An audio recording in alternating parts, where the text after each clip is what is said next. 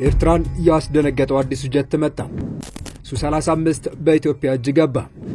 አሰብ ወይስ ሞት? ታሪክ ተገለበጠ።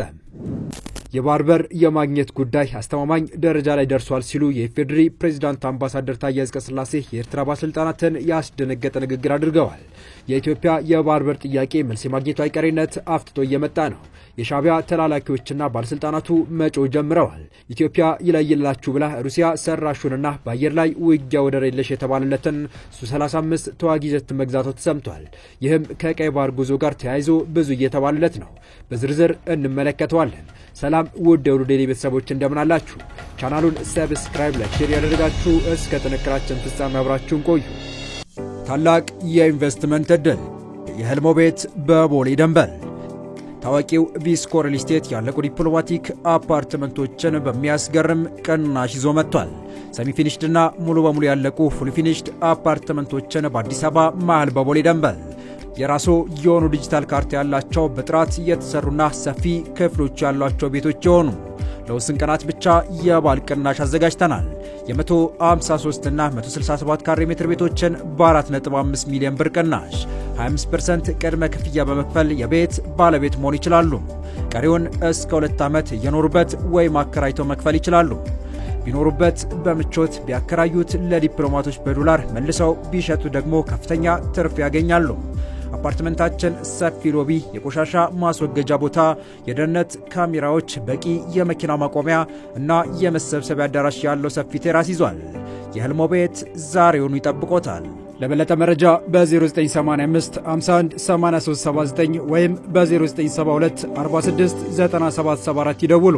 ቪስኮ ሪል ስቴት። አሁን የኢትዮጵያ የባህር በር ጉዳይ ወደ ፍጻሜው እየቀረበ ነው። ምስራቅ አፍሪካን የናጠው የባህር በር ጥያቄ በኢትዮጵያ አሸናፊነት ሊጠናቀቅ ነው። የኢትዮጵያ የባህር በር የማግኘት ጥያቄ አስተማማኝ ደረጃ ላይ ደርሷል ሲሉ የኢፌዴሪ ፕሬዝዳንት አምባሳደር ታዬ አጽቀሥላሴ ተናገሩ። ስድስተኛው የኢፌዴሪ ሕዝብ ተወካዮች ምክር ቤት እና የፌዴሬሽን ምክር ቤት 5ኛ ዓመት የሥራ ዘመን የመክፈቻ ስነ ስርዓት እየተካሄደ ነው። ንግግር ያደረጉት ፕሬዝዳንት ታዬ አጽቀሥላሴ የባህር በር የማግኘት ጉዳይ ከፍ ወዳለ ደረጃ የተሻገረበት ነው ብለዋል። የባህር በር ፍትሃዊ ተጠቃሚነታችንን ዓለም አቀፍ እውቅና ያገኘበት ነው ሲሉ ገልጸዋል። ኢትዮጵያ ሀገራችን በድንበር ተሻጋሪ ሀብት ፍትሃዊ ተጠቃሚነትን ስትቀበል አስተማማኝ የባህር በር የማግኘት መብቷን ማረጋገጥ ይኖርባታል ሲሉ ጠቁመዋል። የውጭ ግንኙነታችን ማዕከልና መሰረታዊ ማጠንጠኛው ብሔራዊ ጥቅምና የዜጎች ክብር ነው። በዚህ መነሻነትም የኢትዮጵያ ጂኦ ስትራቴጂያዊ ቁመና በመደራጀት ላይ ይገኛል። ይህ ስትራቴጂያዊ ምርጫ ከታዛቢነት ወደ አጀንዳ ተላሚነትና ተጽዕኖ ፈጣሪነት ለማሸጋገር አስችሏል። ሀገራችን በድንበር ተሻጋሪ ሀብቶቿ ፍትሃዊ ተጠቃሚነትን ስትቀበል በዛው ልኬትም አስተማማኝ የባህር በር የማግኘት መብቷን ማረጋገጥ ይኖርባታል። ከ3 አስርተ ዓመታት በኋላ የባህር በር ጉዳይ የዓለም አቀፍ የመነጋገሪያ ሐሳብ ማድረግ ተችሏል። በቀጣይነትም የቀጠናችንን የጋራ የመልማት ፍላጎት ያገናዘበ ትብብርና ትስስርን ለማጠናከር ዲፕሎማሲያዊና ሰላማዊ ጥረቶች ይደረጋሉ። መንግስት ፍትሃዊና አስተማማኝ የባህር በር ለማግኘት ከቀጠናው ሀገራት ጋር በዲፕሎማሲያዊና በሰላማዊ መንገድ ይሰራል። በአባይ ወንዝም ላይ የጋራ መተባበርና መተማመን እንዲዳብር የአባይ ተፋሰስ ሀገራትን ተጠቃሚ የሚያደርጉ ተግባራትን ያከናውናል። በንቃትም ይሳተፋል። በቅርቡ እንደ ኢኮኖሚስት ያሉ ታዋቂ የዓለም አቀፍ መገናኛ ብዙሃን ኢትዮጵያ የቀይ ባህር ወደብ ለማግኘት ስትል ኤርትራን ልትወር ነው በሚል ስጋት የተሞላ ትንታኔ አቅርበዋል።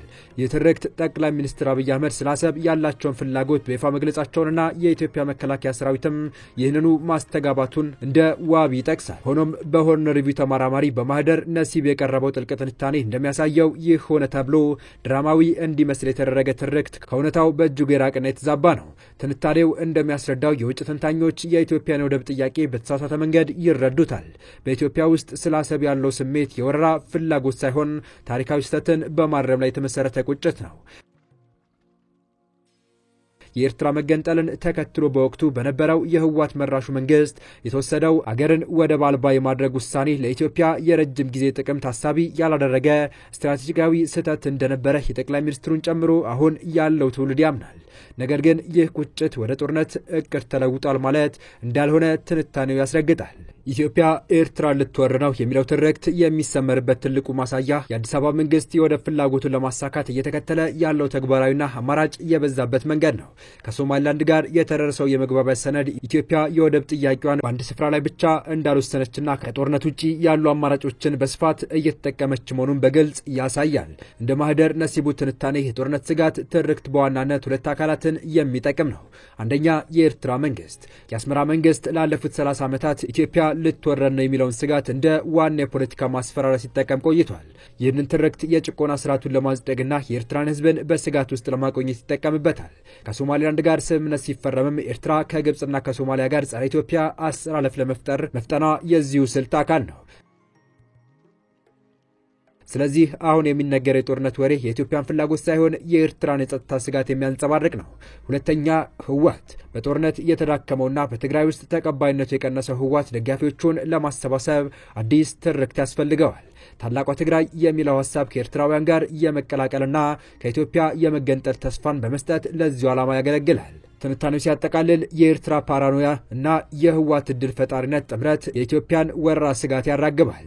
የኢትዮጵያ የወደብ ጥያቄ እውነተኛና ለወደፊት ህልውናዋ ወሳኝ ቢሆንም ይህንን ጥያቄ ለማሳካት ወደ ጦርነት ትገባለች የሚለው ትንበያ የተሳሳተ ነው። እውነተኛው ስጋት የኢትዮጵያ የወረራ ዕቅድ ሳይሆን ከሰላም ጋር አብረው መኖር የማይችሉ እንደ ህግደፍና ህወሓት ያሉ አካላት የሚያራግቡት የፕሮፓጋንዳ ጦርነት ነው። በመሆኑም በጉዳዩ ላይ የሚሰጡት ትንታኔዎች ይህንን ውስብስብ የፖለቲካ ስሌት ከግምት ውስጥ ማስገባት እንዳለባቸው የማህደር ነሲቡ ትንታኔ ያስገነዝባል። ኢትዮጵያ የሩሲያ ሱ-35 ተዋጊ ጀቶች ግዢ መፈጸሟን ከሩሲያ ግዙፍ የመከላከያ ኩባንያ ሮስቴክ ሾልኮ የወጡ የውስጥ ሰነዶች የሚያሳዩ ሲሆን ሱ-35 ተዋጊ ጀቶችን ወደ ኢትዮጵያ ለመላክ ማቀዱን ለመጀመሪያ ጊዜ ማረጋገጡን ብላክ ሚረር የተሰኘው የጠለፋ ቡድን ኦክቶበር 2 2025 ይፋ አድርጓል። ሾልኮ የወጣው የደብዳቤ ልውውጥ እንደሚያሳየው የሮስቴክ ቅርንጫፍ የሆነው ሩሲያ ራዲዮ ኤሌክትሮኒክ ቴክኖሎጂስ ኮንሰርን ለኢትዮጵያ የተመደቡ 16 ሱ-35 አውሮፕላኖች ቁጥጥርና ማሳያ ስርዓቶችን እንዲያመርት በ2022 ትዕዛዝ መቀበሉን ይፋ ያደረገ ሲሆን ኢትዮጵያ 16 ሱ-35 ጀቶችን ለመግዛት ማዛውን ገልጿል። ኢትዮጵያ ካሁን በፊት ከራሽያ የገዛቻቸው ሱ-27 ጀቶች በሱ-35 ለመተካት በማቀድ ግዢው መፈጸሙ ተገልጿል። ኢራን 48 ሱ-35 ተዋጊ ጀቶች በቅርቡ ገዝታለች። በተመሳሳይ አልጄሪያ 6 ሱ-57 ጀቶችን ከራሽያ ለመግዛት ማዘዟን ገልጸዋል።